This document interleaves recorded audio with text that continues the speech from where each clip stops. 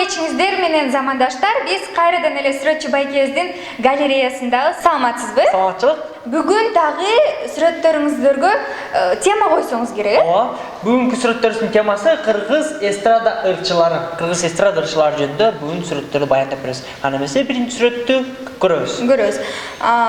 Бул Мадагаскардагы Алекс го? Жок, бул Мадагаскарда Алекс эмес. Бул кыргыз эстрада ырчысы Алекс.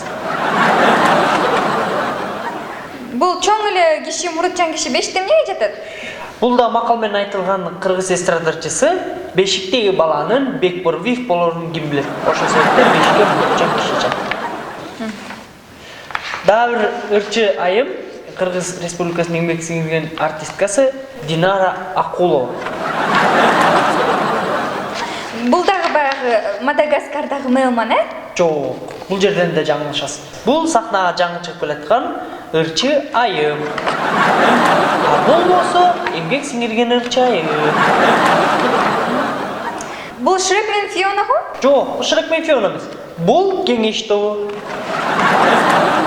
А биякта болсо ырчы Омар жолдо зебрадан өтүп бара жатат. Дагы сүрөтүбүздө жакшынакай дагы бир ырчы жигит тартылган. Бул Курал Чокоев. Бул пингвиндерчи? Жок, буну пингвиндерди ойлогула. Бул биз тобу. Ортодо турган Бактияр Токторов. Рахмат сизге. Бүгүнкү эфирибиз ушу менен аяктайт, урматтуу достор. Көрүшкөнчө аман туруңуздар. Görüşkünçe.